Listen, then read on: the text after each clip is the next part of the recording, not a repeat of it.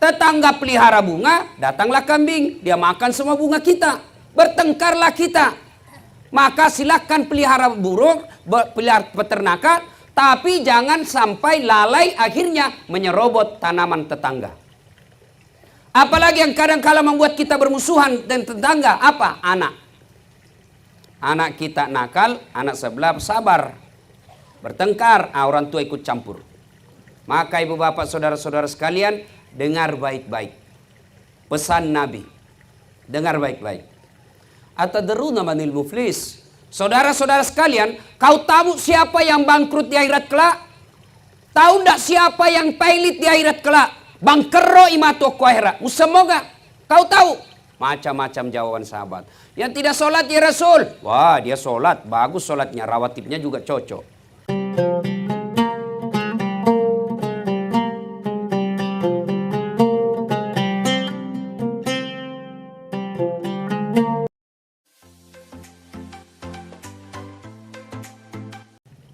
Ini berkaitan dengan ibadah Ramadan. Jika ada di antara kita ini, puasanya lengkap 30. Tiap malam tarawih. Akhir malam tahajud.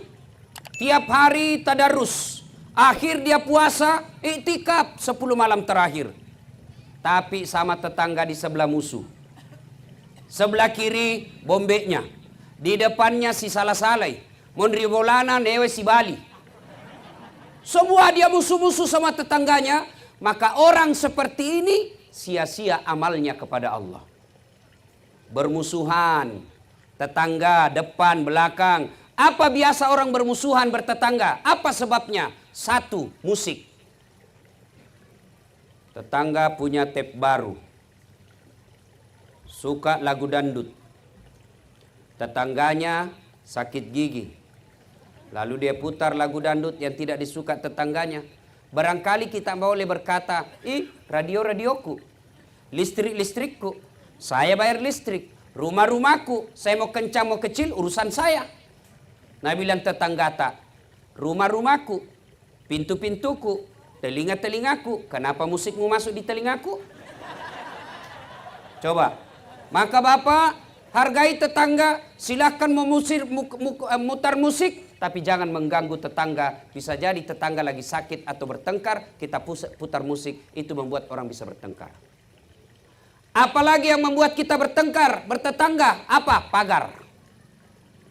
Pagar yang satu masyarakat biasa, yang satu masyarakat licik. Bikin pagar kalasi, curang. Pertama patoknya di dalam. Pagarnya di dalam. Di luar patoknya, pagarnya di dalam. Tiga bulan kemudian dia perbaiki pagarnya. Kayunya di luar. Berikutnya lagi, pancoknya lagi di luar. 1 tahun bikin pagar, dia ambil tanahnya orang 1 jengkal. Orang seperti ini, agama mengajarkan siapa yang mengambil tanah sesama muslim 1 jengkal, dipikul nanti di akhirat 1 petaka langit. Tangkis mako itu. Apalagi yang membuat orang bertengkar? Biasa apa? Tumbuhan.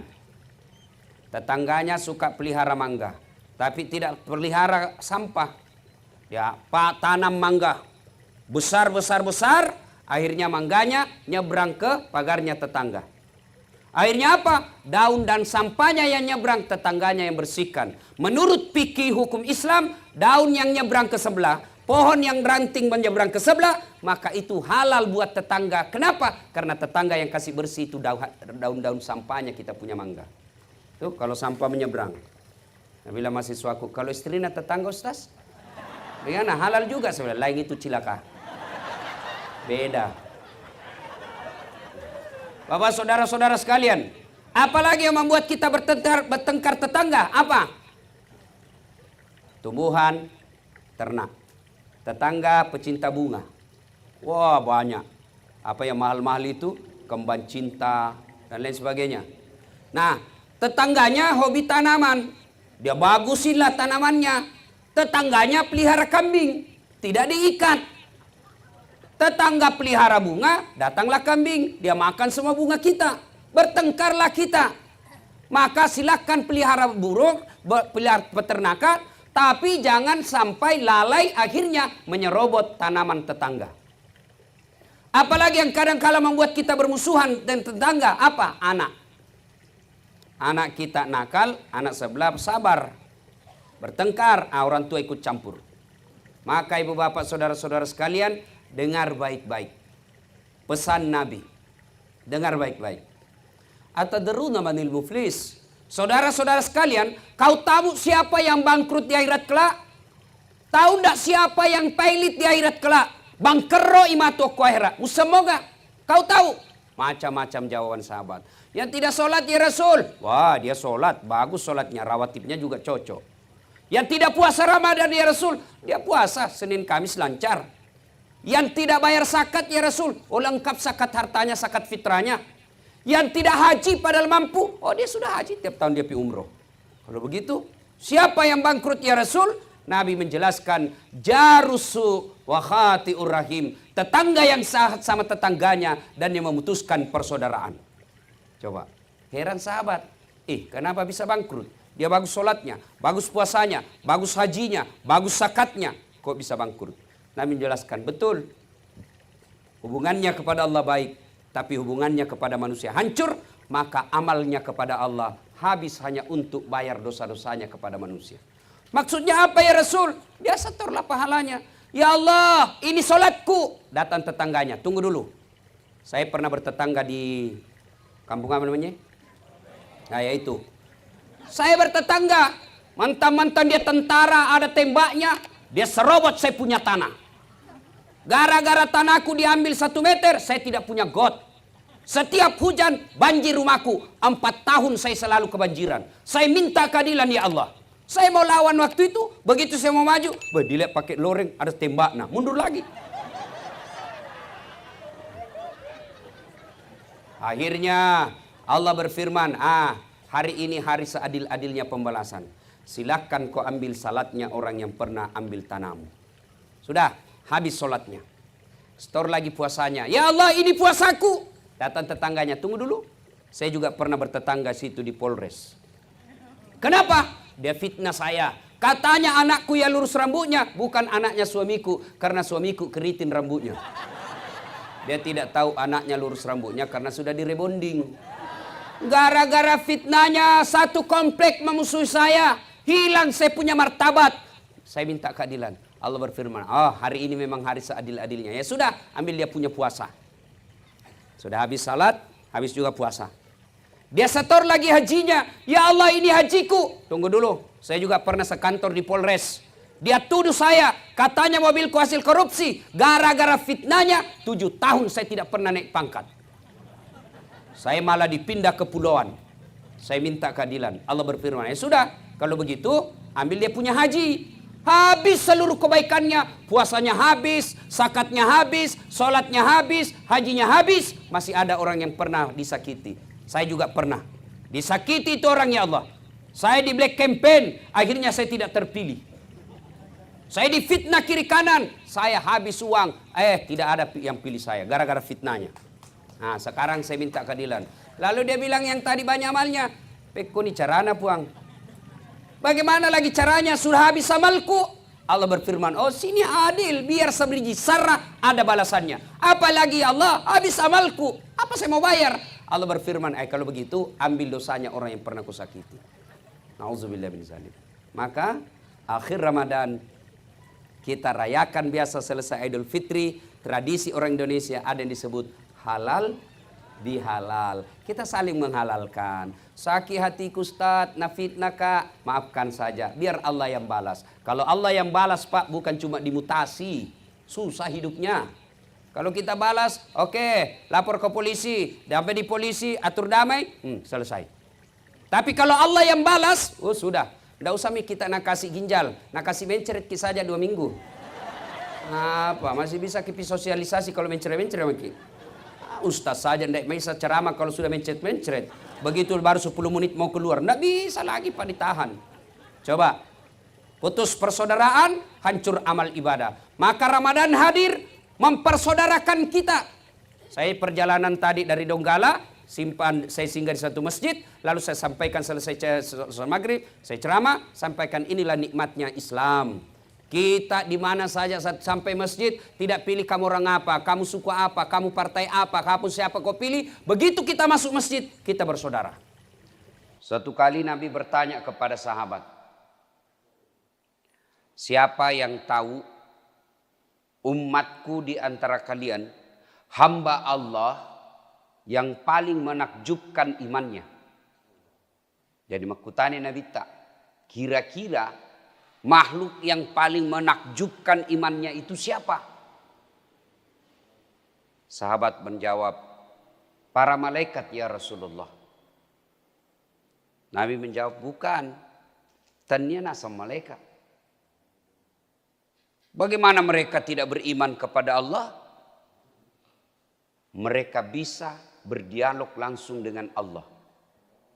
Jadi tidak istimewa itu. Mereka beriman kepada Allah para malaikat karena mereka bisa langsung melihat kepada Allah. Lalu sahabat berkata lagi, kalau begitu para nabi dan rasul yang istimewa imannya. Kata Nabi, tidak. Bagaimana kami tidak beriman kepada Allah? Kami menerima wahyu, bisa berdiskusi dan bicara langsung dengan malaikat. Ya wajar kalau kami beriman. Lalu sahabat lagi berkata, kalau begitu kami ini sahabatmu ya Rasul. Nabi bersabda, bukan juga kamu. Kenapa? Bagaimana kalian tidak beriman kepada aku? Mereka tidak beriman kepada Allah. Kalian ketemu dengan saya, kalian melihat mukjizat, kalian bisa berdialog dengan saya. Ya wajar kalau kau beriman kepada Allah dan Rasulnya, kau melihat saya. Kalau begitu seluruh sahabat berkata, kalau begitu siapa ya Rasulullah? Kira-kira siapa? Saya tanya, bapak-bapak pernah ketemu Allah? Bapak pernah ketemu Allah? Coba jawab, pernah ketemu Allah? Tidak. Pernah ketemu Nabi? Pernah lihat mukjizat? Pernah lihat mukjizat Nabi? Subhanallah, tidak toh? Tapi apa bapak beriman kepada Allah? Beriman kepada Allah dan Rasulnya? Beriman. Luar biasa. Tidak pernah ketemu Allah. Tidak pernah melihat Nabi. Tidak pernah melihat mukjizat. Tapi beriman kepada Allah. Percaya kepada Allah dan Rasulnya. Maka kata Nabi, kalian inilah yang menjadi orang-orang yang menakjubkan imannya. Yang insya Allah bersama saya nanti minum di telaga Al-Kautsar. Kita semua lah ini. Tidak pernah lihat Nabi. Tidak pernah ketemu. Tidak pernah lihat mukjizat. Tapi kita datang sholat subuh. Itu bukan karena menunggu hadiah. Bukan karena mengharap bonus. Ada pembagian baju seragam. Ada pembagian sembako. Kalau datang, memang dia lihat hadiahnya. Sekarang apa ada yang mengharap beras datang ke sini? Tidak. Apa yang menggerakkan Bapak datang ke sini? Karena percaya kepada Allah dan beriman kepada Rasulullah. Maka itulah orang-orang yang menakjubkan imannya. Kita lah semua ini. Tapi apa cukup sampai di situ? Belum. Sebab Nabi pernah. Assalamualaikum warahmatullahi wabarakatuh. Salat maghrib. Assalamualaikum warahmatullahi wabarakatuh. Ada sahabat namanya Sa'labah. Ini Sa'labah. Assalamualaikum warahmatullahi wabarakatuh. Sahabat yang lain bersikir. Allahumma antas salam. Ini Sa'labah. Allahumma lantas jalan. Assalamualaikum. Lupa. Langsung lompat. Sahabat yang lain bersikir, ini langsung lompat pergi. Karena ada orang begitu Pak. Assalamualaikum, salam. Lihat-lihat pintu, mana ini? Dan yang paling menjengkelkan lagi, dia ambil saf paling depan, baru assalamualaikum langsung pergi. Karena dia bilang tidak ada doa bersama. Ada kan yang begitu? Itu tidak beradab. Kalau Bapak tidak mau doa bersama, tidak mau bersikir bersama selesai sholat, tolong hargai orang yang mau sikir. Gimana caranya? Di belakanglah kau duduk supaya kau tidak halang-halangi orang yang main. Kamu coba lihat, ada itu yang begitu Pak Toh. Assalamualaikum. Langsung lupa. Kau tidak hargai orang tua yang ada di sampingmu. Mu polo-polo. Itu orang-orang tidak beradab itu. Biar hebat ilmumu, kalau kau tidak beradab, tidak ada nilaimu di hadapan Allah. Karena Nabi jelaskan, hairun nas anfa'hum linnas. Paling baik di antara kalian yang paling bagus manfaatnya. Kau rugikan orang, kau injak-injak. Bahkan Nabi ditanya, untuk apa kau datang ke muka bumi ya Rasul? Untuk apa kau diutus ke muka bumi? Kata Nabi, mencerdaskan kehidupan bangsa. Bukan. Memberantas kemiskinan. Bukan. Untuk apa? Liutammimal makarimal akhlak. Memperbaiki akhlak. Kira-kira kalau Bapak Assalamualaikum masih sikir-sikir tiba-tiba dipotong. Tersinggung apa tidak? Tersinggung apa tidak? Tersinggung Pak. Mau kurang jarak nih ya. Maka kalau Bapak Ibu tidak mau bersikir setelah sholat. Tidak mau bersikir bersama. Ya sudahlah. Di belakanglah duduk. Di belakanglah ambil saf. Supaya Anda tidak melukai perasaan sesamamu muslim. Nah, ini Sa'labah. Assalamualaikum warahmatullahi wabarakatuh. Lompat. Dilihat sama Nabi. Sa'labah ini tidak tahu bersikir-sikir. Hari kedua juga begitu. Assalamualaikum warahmatullahi wabarakatuh. Labus sih. Hari ketiga begitu lagi. Dipanggil sama Nabi. Sa'labah sini kau dulu. Kau ini sombong sekali. Kayak kau tidak membutuhkan Allah dalam hidupmu. Ya selesai kau sholat berdoalah kau dulu. Duduklah kau sebentar. Bersikir-sikir. Memuji Allah. Berdoa. Ini kayaknya kau sombong sekali tidak membutuhkan Allah. Jadi kalau ada orang Pak selesai sholat langsung pergi. Ada dua kemungkinan. Satu, dia sombong merasa tidak membutuhkan Allah. Yang kedua mau sekali berak. Berak di jambang. Mudah-mudahan yang cepat pulang tadi itu. Karena mau buang air besar. Atau mau pergi urus perahu. Ya kan? Nah, akhirnya mendengar ini Sa'labah berkata, ya Rasulullah, sebenarnya ini sudah lama saya mau. Tapi baru ini ya sekesempatan lah. Saya ini orang miskin ya Rasul. Satu di sarungku. Ada di sini yang satu sarungnya? Ada di sini satu sarungnya Pak? Tidak mungkin. Ini Sa'labah satu di sarungnya. Ya Rasulullah sik dimilih pakku kesik. Komondro kak masih kiri. Saya tinggal bersikir. Tidak ada nak pakai istriku. Menunggu kesengin istriku di rumah. Bergiliran nak pakai ini sarung. Sementara waktu maghrib cepat habis. Jadi kalau saya lama bersikir habis maghrib. Tidak ada pakai istriku. Kira-kira ada miskin begitu di sini? Ada? Tidak mungkin Pak. Orang Bugis jangankan sarung satu. Istrinya aja kadang dua. Maka Sa'labah lalu berkata kepada Rasulullah. Ya Rasulullah karena sudah terlanjur Anda tanya saya ini. Tolonglah doakan saya kasihan.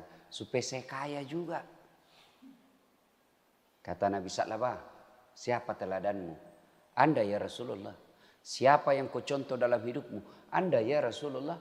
Kau lihat saya kaya? Tidak ya Rasul. Ya sudah ngapain kau kaya pulang mau kau? Pulang.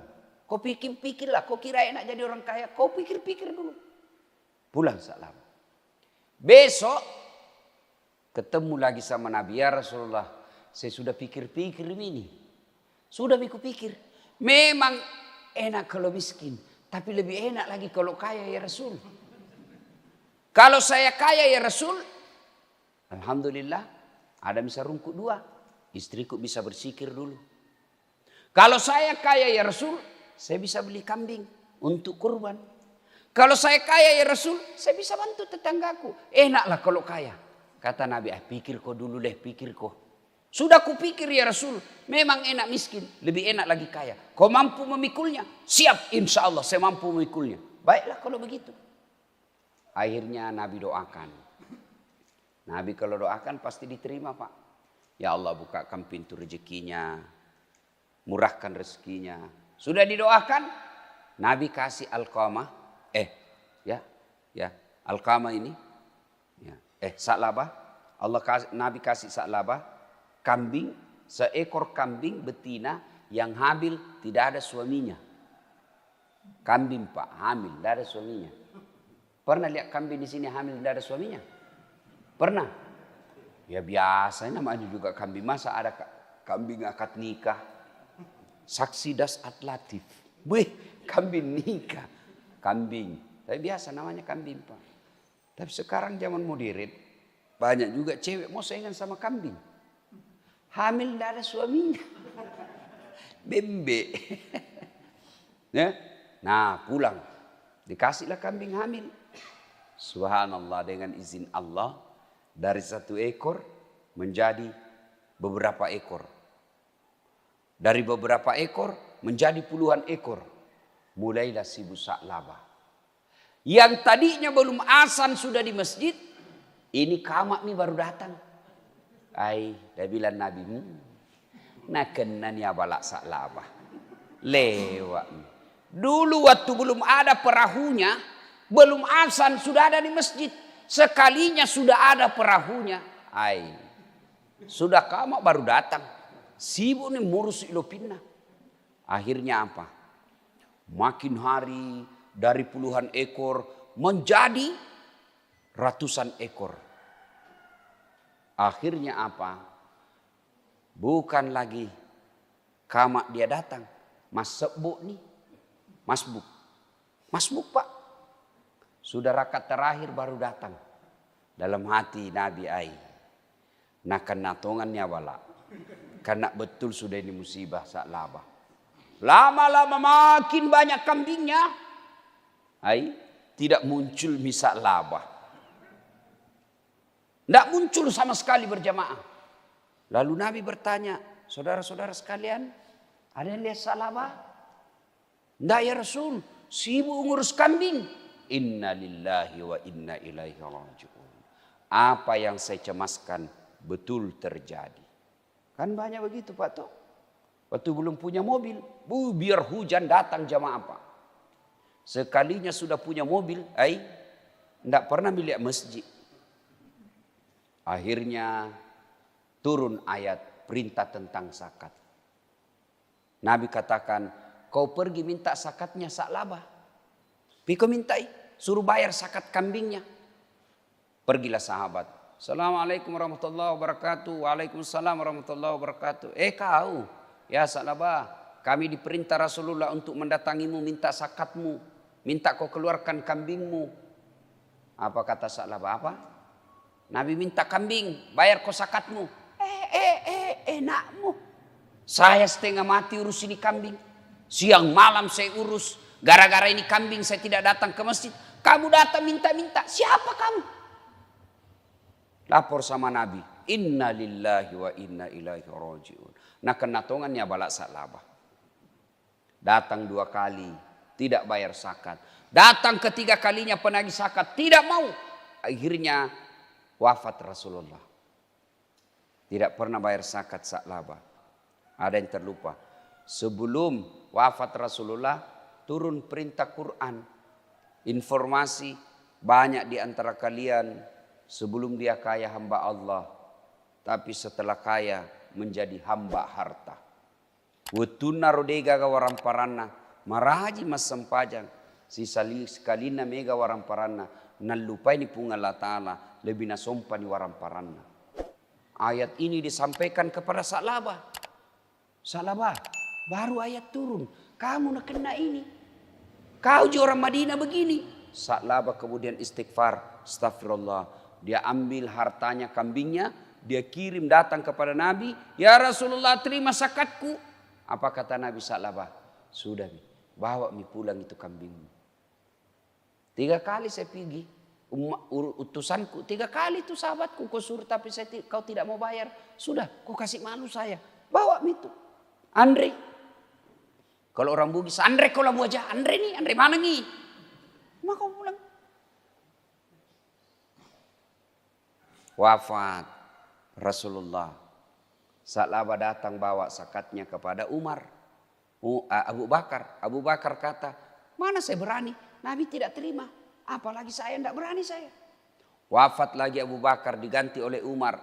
Ya Amiral Mukminin, terima zakatku. Kata Umar, Nabi tidak berani terima. Abu Bakar tidak terima. Mana saya berani. Akhirnya gelisah,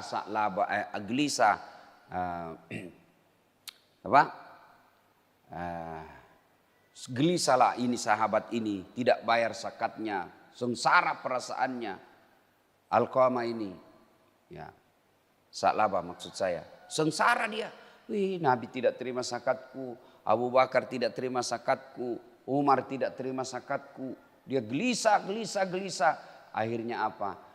Bangkrut. Mati semua kambing-kambingnya, hilang semua kambing-kambingnya, jatuh miskin, dan dikabarkan dia matinya dalam keadaan fasik. Na'udzubillah min dzalik. Nah, banyak di antara kita begitu, Pak. Sebelum dia kaya, rajin berjamaah di masjid. Sebelum dia kaya, baik sama tetangganya. Sebelum dia kaya, bagus sopan santunnya. Tapi setelah kaya, tidak pernah lagi datang ke masjid. Jangankan tetangga, saudara kandungnya saja dia sudah tidak baik sama dia. Maka sesungguhnya kekayaan paling enak itu, Pak. Kekayaan paling tinggi bukanlah harta, tapi iman. Harta tidak dibawa mati. Saya bilang sama istriku, tidak usah kau bingung soal harta. Nah, kau tidak bawa mati itu harta. Nah, bilang memang tidak dibawa mati, tapi kalau tidak ada harta rasanya mau mati. Iya toh? Nah, Bapak Ibu Saudara-saudara sekalian, Sa'labah ketika tidak punya kambing, nikmat hidup iman dia dapati. Dia datang berjamaah di masjid, dan itu sisi mulia di hadapan Allah Subhanahu wa taala. Tapi setelah dia punya kambing ratusan ekor, akhirnya imannya hilang. Dan orang kaya itu, Pak, jangan pikir enak jadi orang kaya. Itu orang kaya itu banyak pertanyaannya nanti di akhirat. Ditanya kambingnya, ditanya perahunya, ditanya mobilnya, ditanya tabungannya, ditanya semua itu rumah-rumahnya. Banyak pertanyaan. Kalau kita orang miskin, apa mau ditanyakan? Rumah, kontrak. Mobil, angkutan umum. Motor, Grab, Gojek. Sepeda, tidak punya. Apa mau ditanyakan? Apa pi? Cincin palsu 10.003. Apa mau ditanyakan nih, Pak? Coba orang kaya biar giginya ditanya. Itu emas di gigimu dari mana kau dapat itu? Itu ditanya semua, Pak. Jamu itu kalau dilihat gajimu tidak bisa kau beli itu. Dari mana? Mau ditanya semua. Kalau kita orang miskin jam tidak ada. Jadi cepat. Itu orang kaya. Masuk juga surga tapi mega pakutanana, Pak. Orang miskin sudah dalam surga. Orang kaya masih ditanya. Jadi ada cerita. Tersangka pertama maju. Nama Inem. Pekerjaan pembantu rumah tangga. Gaji. Hartamu kau dapat dari mana? Gaji bulan-bulan. 1,5 juta. Jadi pembantu. Tuhan sebenarnya tidak ada cita-citaku jadi pembantu. Tapi karena tidak ada ijazahku, tidak ada sertifikatku, mamaku sakit di kampung, ya saya jadi pembantu supaya ada gaji saya belikan obat mamaku kasihan. Tiap bulan kekirim orang tuaku 1.500.000 untuk saya. Tiap bulan itu. Hebat. Mobil tidak ada. Rumah tinggal di rumahnya majikan. Tabungan apa mau menabung yang mau dimakan bulan-bulan saja tidak cukup. Kau sholat. Bukan cuma 5 waktu, tahajud saya bangun kalau saya ada masalah. Kau puasa, alhamdulillah bukan cuma Ramadan, Senin Kamis saya puasa. Kau sedekah, ya kadang-kala kalau saya beli sayur, saya beli lebihkan 1.000 rupiah untuk penjual sayur. Bagus kalau begitu. Kau masuk surga, Inem, masuklah surga. Tidak banyak pertanyaannya, Pak. Masuk surga. Beberapa tahun kemudian, tersangka nomor 1013 maju.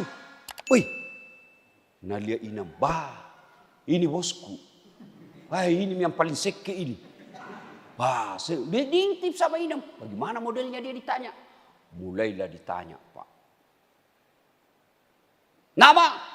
Haji Waco. Pekerjaan? Juragan kapal. Wah, mulai ditanya. Itu kapalmu dari mana? Tidak jelas, ditumbuk. Pak! Tak lempar matanya satu, Pak. Ditumbuk, dikeluar ke matanya, Pak. Itu palu-palunya malaikat, kata Nabi, 7 kali beratnya dunia dan isinya baru sama. Bayangkan itu, Pak. Bayangkan itu palu-palunya. 1 kali di palu-palu, Pak, tak lempar 7 tahun baru sampai. Nah bilang ini, mau saya lihat ini bosku. Iya, nama paling masih kein banyak bicara ini. Oh ditanya. Tidak jelas, Pak. Ditanya lagi, mobilmu dari mana? Anu apa? Duh! Ditempelin lagi, Pak, keluar telinganya. Berdarah-darah nih. Masuk tonji surga, Pak. Tapi banyak pertanyaan. Tapi Bapak belur nih. Mak darah-darah mana dia, Pak? Bengkok nih mukanya. Patah-patah kakinya. Masuk di surga. Jalan setengah mati. Masuk dia surga. Ketemu sama Inem pembantunya. Dia bilang, Pak Haji. Kenapa? Jangan banyak bicara di situ. Kok dari baru muncul? Saya ini sudah lama di dalam. Kenapa baru muncul? Saya terlambat, Inem. Kenapa bisa terlambat? Saya kira ada mobil tak 3. Dia bilang itu mobil, banyak sekali pertanyaannya. Ibu bapak saudara-saudara sekalian. Miskin beriman jauh lebih baik daripada kaya fasik. Saya ulang. Miskin beriman jauh lebih mulia daripada kaya jabatan tinggi tapi fasik. Pilih mana, Pak? Miskin beriman, kaya kafir. Pilih mana? Pilih mana? Kalau saya pilih kaya beriman. Paling sial sudah miskin, fasik. Sudah miskin, dah sholat. Itulah yang paling sial hidupnya. Nah, ibu bapak saudara-saudara sekalian, makna terpenting dari taklim kita ini, pelihara iman. Kalau kita miskin harta, jangan putus asa. Tapi kalau miskin iman, itulah kemiskinan yang paling menyakitkan. Tapi demi Allah, saya jarang melihat orang yang baik sholatnya, rajin puasa Senin Kamis, ngajinya bagus, tidak merugikan orang, bagus akhlaknya. Jarang saya lihat ia miskin. Jarang. Tidak banyak hartanya, tapi bahagia hidupnya. Berapa banyak orang, Pak, tidak pernah kita lihat datang masjid sholat. Jangankan 5 waktu, Jumat saja dia jarang. Datang hari Jumat tapi paling terlambat datang, paling cepat pulang. Orang khotbah dia tidur. Begitu selesai khotbah itu langsung bangun. Aliran apa ini? Tidak ada khotbahnya. Bukan tidak ada, kau yang tidur dongok. Ya kan? Aja begitu. Tidak pernah datang ke masjid. Tapi kok hartanya banyak?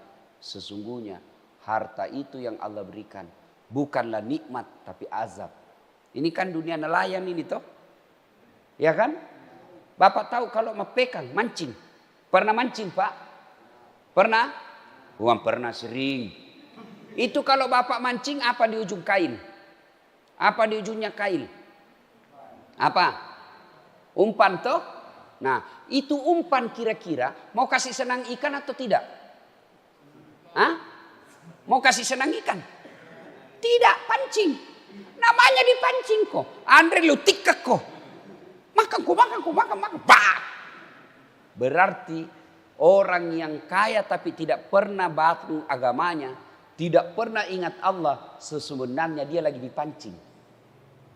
Dikasih makan kok itu pancing, di dalamnya ada kain. Begitu keken makan, naik, bayangkan nasibnya itu ikan. Bah! Kepalanya langsung dipotong, direbus, dikasih garam. Coba, begitulah orang kaya yang tidak bagus imannya. Dikasih terus supaya dia semakin jauh dari Allah Subhanahu wa taala. Nauzubillah min zalik. Nah, ibu bapak saudara-saudara sekalian, ini saja tausiah kita, mudah-mudahan ada manfaat. Jangan lupa tetap jaga kesehatan, ya. Jangan lagi kita bilang tidak ada corona. Kalau ada orang bilang tidak ada corona sini, saya bawa ke di ruang isolasi. Orang yang kena corona jangan kau pakai masker. Maka caranya adalah pakai masker, ya. Pakai masker. Ini bagus ini masker. Tidak ada ruginya orang pakai begini. Tidak ada ruginya, Pak. Ya, hidung insya Allah terhindar dari debu. Insya Allah.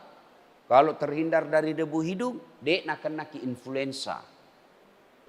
Ya, nah, caranya memelihara kesehatan ini, satu, hidup sehat, minimal istirahat 8 jam kalau tidur, jangan begadang, makan yang bergizi, ya.